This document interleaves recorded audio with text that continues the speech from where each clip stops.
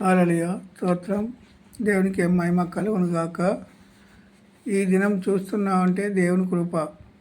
దేవుని కృప లేకపోతే ఏ మానవుడు ఈ లోకంలో ఉండేవారు కాదు. దేవుని కృపతోటే సమస్త మానవులు, బంధుమిత్రులు, మనందరము 900 కోట్ల మంది ఆయన రెక్కల చోటున భద్రపరిచి కాపాడుతున్నాడు. కీర్తన భాగం 6వ అధ్యాయము చదువుకుందాం. కీర్తన భాగం 6వ అధ్యాయము చదువుదాం. మొదటి వచనం. యెహోవా, నీ కోపము చేత నన్ను గద్దింపకుము. యెహోవా, నీ కోపం చేత నన్ను గద్దింపకుము అంటాను. యెహోవా, నీ కోపం చేత నన్ను గద్దింపకుము.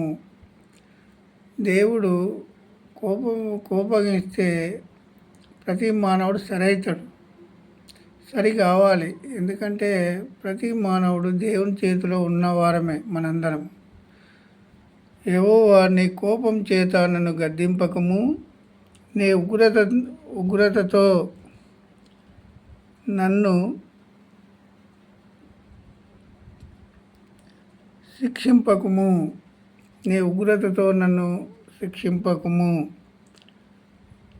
ఇప్పుడు దేవుడు సృష్టించిన సృష్టికర్త ప్రతి మానవుణ్ణి నడిపిస్తూ ఉన్నాడు, నడిపిస్తూ ఉన్నాడు.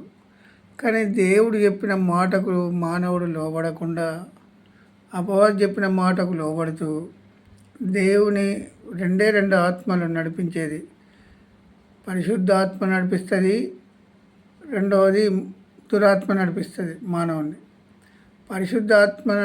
పరిశుద్ధాత్మ కన్నా లోబడి ఉండాలి ప్రతి మానవుడు, లేకపోతే దురాత్మ కన్నా లోబడి ఉండాలి. సమస్త మానవులు 900 కోట్ల మంది ఈ లోకంలో ఉన్నారు. 3.5 సంవత్సరాలు మానవులకు బోధించాడు. 33.5 సంవత్సరాలు ఈ లోకంలో ఉన్నాడు. 3.5 సంవత్సరాలు మానవులకు బోధించాడు. ఎంతమంది అర్థం చేసుకొని ఉన్నారో దేవునికి మాత్రమే తెలుసు. దేవునికి తప్ప వేరొకరికి తెలియదు. దేవుని కృపను బట్టే మనం ఈరోజు బ్రతుకుతున్నాము. యెహోవా కోపించుచునే. యెహోవా, నీ కోపం చేత నన్ను గద్దింపకుము. యెహోవా, నీ కోపం చేత నన్ను గద్దింపకుము. ఇప్పుడు దేవుడు నన్ను సృష్టించిండు. నేను ఎవరికి భయపడాలి? మనుషులకు భయపడాలా, లేకపోతే దేవునికి భయపడాలా?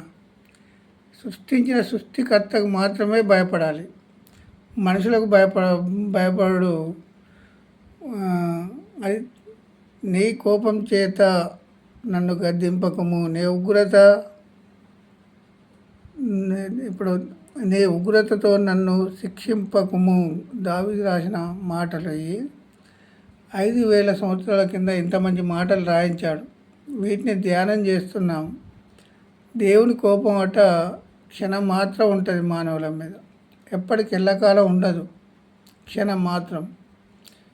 సృష్టించిన సృష్టికర్త లేకుండా ఏ మానవుడు ఈ లోకంలో పుట్టినవాడు కాదు. సృష్టించిన సృష్టికర్త లేకుండా ఏ మానవుడు ఈ లోకంలో పుట్టినవాడు కాడు. సృష్టించిన సృష్టికర్త ఈ లోకంలో పుట్టిస్తే దేవునికే వ్యతిరేకమైన మాటలు మనం మాట్లాడుతున్నాము. ఇప్పుడు దేవునికే మనము వ్యతిరేకం అంటే ఆయనకు భిన్నమైన మాటలు మాట్లాడుతూ, భిన్నమైన ఆలోచన చేస్తూ, వ్యతిరేకమైన ఆలోచన చేస్తూ, నీవు నాకు చెప్పడం ఏంది? నువ్వు కనబడుతున్నావా నాకు? నీవు కనబడని దేవుని నువ్వు నాకు ఎలా దేవుని అవుతావు అని ప్రశ్నిస్తూ దేవుని సృష్టించిన సృష్టికర్తనే ఎదిరిస్తాడు మానవుడు. సృష్టించిన సృష్టికర్తను ఎదిరిస్తాడు మానవుడు. మరి మనం ఈరోజు బ్రతికున్నామంటే ఆయన కృప కదా. ఆయన కృప చేత బ్రతుకుచు, ఆయన ఊపిరి ఇస్తే బ్రతుకుచు, ఆయనకు వ్యతిరేకంగా మాట్లాడుచు, నీ కోపం చేత యెహోవా, నీ కోపం చేత నన్ను గద్దింపకుము అని అన్నాడు దావీదు. నాడు ఈ మాట ఎంత మంచి మాట చెప్పిండు. యెహోవా నీ కోపం చేత నన్ను గద్దింపకుము. కోపం అంటే క్షణం మాత్రమైన కోపం ఉంటుంది మానవుల మీద, క్షణం మాత్రమే. మళ్ళీ ప్రేమతోటే మనలా ఈరోజు బ్రతుకుతున్నాం. ఆయన ప్రేమించకపోతే మనం ఒక్కడు కూడా ఈ లోకంలో ఉండేవారం కాదు. ప్రతిదినము 2025 సంవత్సరము 2వ నెల మనం ఈరోజు బ్రతికి ఉన్నాం. 2వ నెల 22వ తారీఖు. ఈరోజు బ్రతికి ఉన్నామంటే దేవుని కృప కదా ఇది. ఎంతోమంది చనిపోయారు. మా అమ్మ వచ్చింది, మా అమ్మ చనిపోయింది. మా బాపు వచ్చాడు, మా బాపు చనిపోయాడు. మరి మరి నన్ను పట్టుకొని లేరు కదా. ఇప్పుడు తల్లిదండ్రులను గౌరవించడం తప్పు కాదు. ఇప్పుడు తల్లిదండ్రులు లేరు కదా, మరి ఇప్పుడు నన్ను ఎవరు బ్రతికించాలి? నన్ను ఎవరు బ్రతికించాలి? ఇప్పుడు ఒక ఆలోచన చేస్తే దేవుడు సృష్టించిన సృష్టికర్త మాత్రమే బ్రతికించాలి. ఎందుకంటే సృష్టించిన సృష్టికర్త బ్రతికించకపోతే ఏ మానవుడు లోకంలో ఉండేవాడు కాడు. దేవుని కృపతోటే బ్రతుకుతున్నాము మనం నిత్యము. యెహోవా నీ కోపం చేత నన్ను ఎవన్నాడు? యెహోవా నీ కోపం చేత నన్ను గద్దింపకము,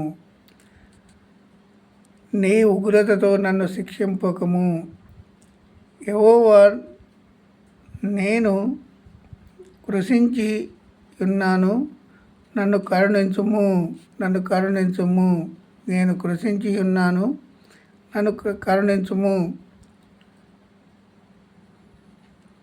యెహోవా నేను కృషించి ఉన్నాను, నన్ను కరుణించుము. యెహోవా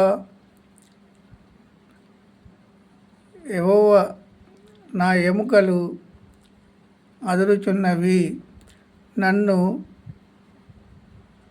బాగు చేయుము, నన్ను బాగు చేయుము. నా ఎముకలు అదురుచున్నవి.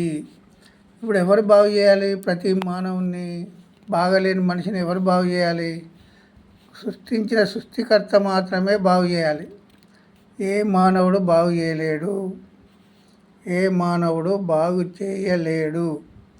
ఎందుకంటే ఈ 2వ వచనంలో ఏమనున్నది? యెహోవా నేను కృషించి ఉన్నాను, నన్ను కరుణించుము. యెహోవా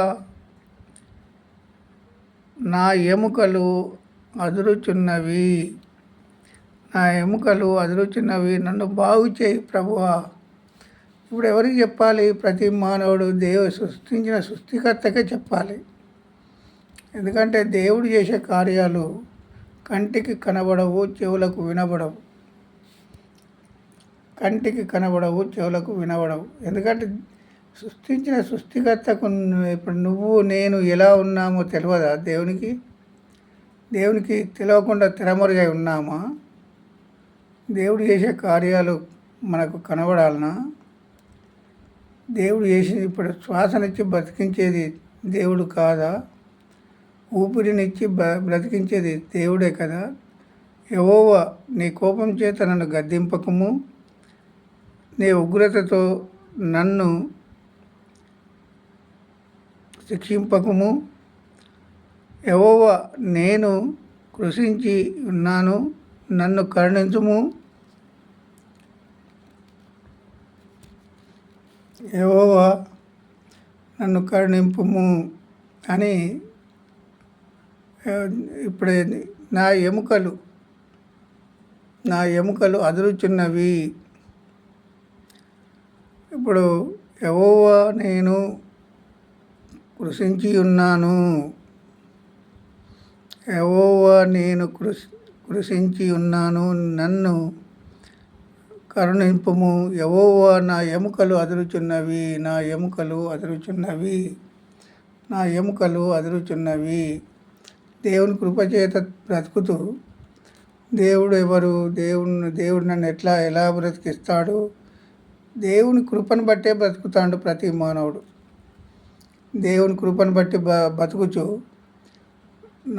నాకు నేనే జ్ఞానంతో బ్రతుకుచున్నాను, నాకు నేనే ఈ లోకంలో పుట్టాను, నాకు నేనే పెరుగుతున్నాను, నాకు నేనే అనే గర్వం ప్రతి మానవునిలో ఉంది. ఆ గర్వం తీసేసుకోవాలి. సృష్టించిన సృష్టికర్తకి లోబడి ఉండాలి. సృష్టించిన సృష్టికర్తకు లోబడాలి. లోబడకపోతే మనము ఒకరోజు దేవుని దగ్గర లెక్క చెప్పుకోవాల్సి వస్తుంది. ఎందుకంటే చనిపోయిన తర్వాత ప్రతి మానవుడు దేవుని కృపను బట్టి బ్రతుకుతున్నాము.